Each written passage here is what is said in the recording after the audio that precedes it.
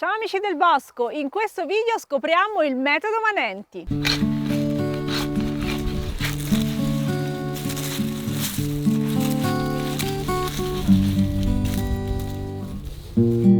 Eccole qua. Tu devi comprendere quello che sta succedendo se vuoi davvero fare un'agricoltura come si deve. Perché fin tanto che il tuo mondo è azoto, fosforo, potassio e acqua, tu capisci ben poco del mondo agricolo. Taglio soltanto alla base per coltivare. È un metodo di coltivazione che punta a salvaguardare il suolo, a coltivare cibo di qualità e a metterlo a disposizione ad un prezzo accessibile. Questo suolo, quando ho iniziato a lavorarlo 40 anni fa, non era così. Attraverso questo tipo di lavorazione il suolo si è poi strutturato in questa maniera. La famiglia Manenti vive in provincia di Biella e adesso nell'azienda lavora la seconda generazione. In questi ultimi 3 anni vi confesso che è stato particolarmente difficile riuscire a portare a termine tutte le colture, qualcosa abbiamo perso, ma perché non ci sono più riferimenti climatici di una volta. Per capire come funziona il metodo bisogna mettere le mani nella terra. Ho trinciato, poi abbiamo rastrellato di qui tutto il trinciato, ho fatto le lavorazioni e questo è il tipo di terra. D'accordo? Volete provare voi? Wow! Però dai, penso che sia un po' diversa la composizione di base. Terreno franco, 30% argilla, 30%, 33 di sabbia e 33 di limo. Quando hanno incominciato a lavorare questo suolo, la terra non era così, avevi delle pagnotte del genere. Negli anni, portando avanti questo tipo di lavorazione, quindi trattori cingolati che non schiacciano, lavorazione con ripuntatore eccetera, la terra poi ha acquisito questa granulometria qui, questa te la dà la fresa ovviamente, e questa sofficezza. Qui si vede la composizione con i microgranuli. Per imparare a coltivare la migliore maestra è la natura ed è stata la natura ad insegnare a Gigi Manenti e a Cristina Sala a coltivare cibo sano dopo che hanno lasciato la città alla fine degli anni 70 per trasferirsi in campagna. I 3 punti fondamentali sono non concimare assolutamente con nulla, neanche con concimi di tipo organico, tipo letame. E questo diciamo è la caratteristica fondamentale del nostro metodo perché parte appunto da principi completamente diversi da quelli dell'agricoltura tradizionale sia chimica che biologica. L'altro aspetto fondamentale è non rivoltare la terra, cioè la terra per l'ortaggio va assolutamente lavorata perché se la terra è troppo compattata l'ortaggio non riesce a crescere, non riesce a mandare giù le radici nel terreno in tempo utile. Non bisogna rivoltare, cambiare gli strati perché i microrganismi hanno ciascuno una quantità di aria determinata e quindi la necessità che ogni microrganismo resti al suo livello. Un altro aspetto fondamentale è non interrare nessun tipo di sostanza organica.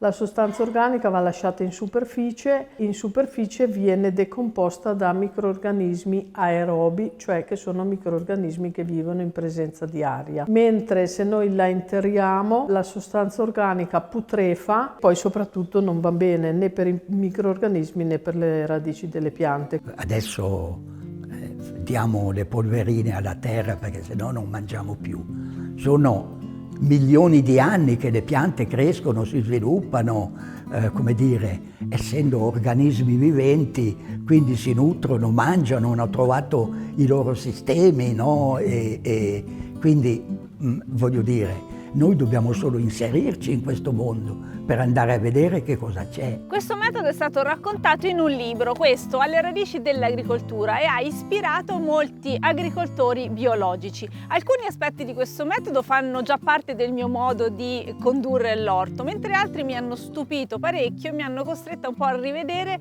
la relazione tra natura e coltivazione. Nel caso del biologico l'agronomia ti dice di fertilizzare i suoli con il sacchetto del fertilizzante di origine organica. Nel caso del convenzionale ti dice di farlo con i fertilizzanti di sintesi, però l'approccio concettuale alla questione agricola è il medesimo. Tu per poter far crescere le piante in natura le devi nutrire, perché altrimenti queste non crescono. Niente di più falso. Questa questione della fertilità del suolo, della fertilizzazione del suolo. Com'è che se tu non continui ad apportare delle sostanze, allora il tuo terreno si impoverirà? Com'è che in queste colline circostanti che abbiamo visto, che avete visto, che vedete, sono andati avanti sempre? Si tratta di boschi cedui, no? Che vengono tagliati e tutto asportato via. Mica nessuno va a concimare. Eppure il bosco ceduo rinasce e ricresce più potente di prima. E via avanti così con i cicli culturali del bosco. Io vi consiglio spesso di fare il compost e vi insegno anche come farlo, ma secondo il metodo Manenti non è il compost il miglior fertilizzante, sono le erbe, anzi quelle che vengono più spesso definite erbacce, che brutta espressione. Non esistono le male erbe. Tutto il nostro mondo è fatto di erbe buone e di erbe cattive. Figuriamoci nell'orto, bisogna andare a strappare le male erbe. Non esistono le male erbe. Tutte le erbe sono delle erbe che sono complementari tra di loro. Ma è possibile che l'anno scorso qui c'erano tutte queste erbe e adesso non ci sono più? E certo, perché è cambiato il clima, perché sono cambiate le condizioni. Poi tu vedrai che magari tra 2 anni ritornano uguali a prima o ancora più virulente di prima. Ma perché la fertilità naturale del suolo è qualcosa di estremamente complesso, perché è legato alla presenza di quella che è la base fondamentale della vita sul nostro pianeta, che è la vita microbica. Noi siamo tutti fatti di una grande componente microbica. Voi pensate al nostro intestino. Basta che prendete dell'antibiotico per un po' e se poi non andate a ricostituire la flora batterica non digerite più nulla e stiamo male tutti. La salute non è assenza di flora batterica, ma è sinonimo di equilibrio di flora batterica. Quella è la salute. Il segreto della fertilità è sotto i nostri piedi, nei primi centimetri del suolo, dove c'è un mondo di relazioni che non finiremo mai di scoprire. Non si tocca la terra e non si tocca l'erba che ci sta sopra fino a che io non ho bisogno di lavorare il campo. Ma proprio perché ciò che dà la vita nel sottosuolo è la vita che ci sta sopra. La fertilità naturale del suolo dipende dal tipo di vegetazione che vive sui suoli. Quando si parla di biodiversità, allora si va a vedere che ogni suolo ha le sue piante specifiche, no? O sono dei pool di piante molto grandi, nel senso che in ogni porzione di territorio ci sono decine, se non centinaia di specie di piante. Un bel prato stabile o un pascolo ha quello che oggi si dice almeno una quarantina di piante diverse. Uno vede il prato, vede bello verde, no? Però se poi vai a vedere, vedi che sono piante molto molto diverse. Sono piante che diventano più alte, piante più basse e tutte convivono. Non è vero che quelle più alte poi uccidono quelle più basse, ma perché c'è un processo sotto. Questo processo, la facciamo breve, si chiama il processo di costruzione delle reti dei funghi micorrizici. Tutte le piante usufruiscono di questa rete. Questo qui entriamo nel mondo della microbiologia, ma io ne voglio star fuori, perché io voglio fare un discorso da contadino. Mi interessa capire come avvengono le cose nel campo da contadino. Per me un terreno è molto fertile quando produce bene. Quello è un terreno fertile, non sto a guardare se c'è pirilin pirilà. Quando noi parliamo di umificazione e decomposizione anaeroba del trinciato, aeroba sì scusami, vedete queste muffe bianche qui, alcuni studiosi che erano venuti qui in visita ci hanno detto che sono degli actinomiceti. Queste muffe, oltre ad essere uno dei microrganismi aerobi responsabili della micorizzazione e della decomposizione tipo aerobo, sono dei batteri che fungono anche da difese per le nostre piante. Un organismo in equilibrio è meno soggetto a attacchi dall'esterno. Questo ci permette di mantenere i nostri microrganismi in equilibrio tra di loro. Un po' come la flora batterica del nostro intestino, che in quel caso è anaeroba, però se è in equilibrio non abbiamo problemi intestinali. Con le immagini non potete sentire gli odori, ma questo non puzza, profuma. Qui di puzze non ce ne sono. Il metodo è stato oggetto di studio, dei ricercatori universitari hanno visitato l'azienda per molto tempo alla ricerca di queste relazioni che consentono una produzione sana di buon cibo senza l'utilizzo di chimica e veleni. I nostri ortaggi, le piantine che noi abbiamo, sono ampiamente micorizzate e questo è quello, come dire, che giustifica, per così dire, il fatto che le cose crescono molto bene e non hanno assolutamente bisogno di concimazione. Cioè questo, diciamo, è un po' il punto che cambia proprio la logica del sistema agricolo, no?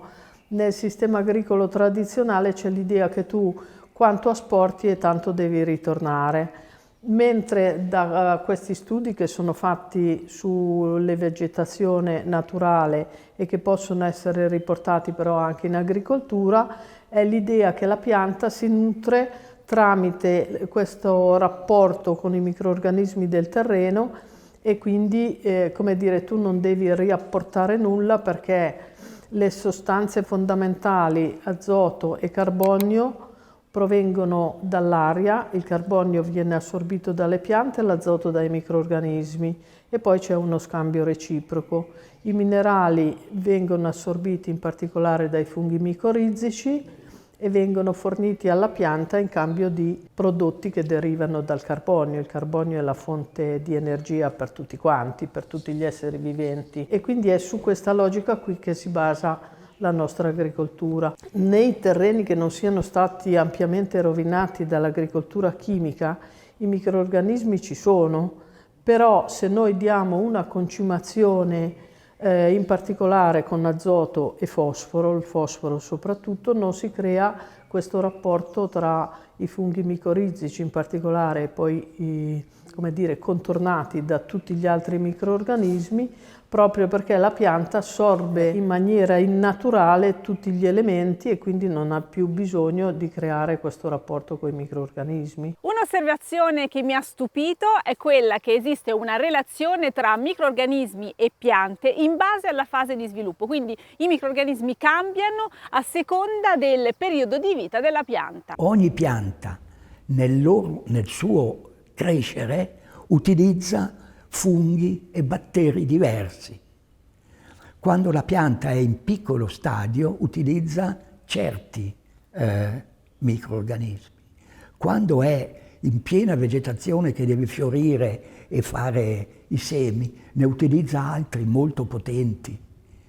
Poi quando matura e il seme cade a terra, allora riutilizza quei funghi e quei batteri molto più deboli. Questo è uno dei noccioli della questione, molto grosso. Per questo tipo di agricoltura si utilizzano i mezzi agricoli, ma con una regola inderogabile: non si girano mai gli strati della terra. Trinciatura, pausa per un inizio di umidificazione, in serra invece si leva il trinciato, fresatura.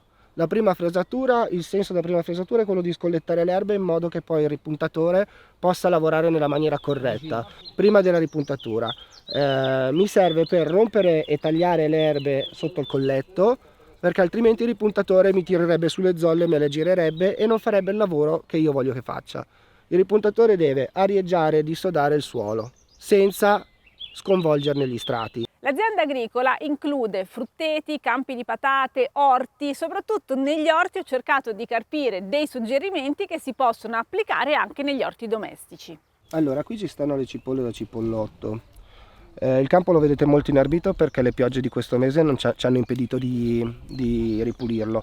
Non lo ripuliremo perché intanto queste le vendiamo tutte da cipollotto, quindi non abbiamo la necessità che ingrossino, mentre le cipolle, quelle che facciamo bionde da cipolla, i campi li vedrete di nuovo inerbiti, interverremo a pulirli adesso che la terra sta asciugando, proprio per poi portare a casa le cipolle. Mazimasco, di là eravamo al vallone.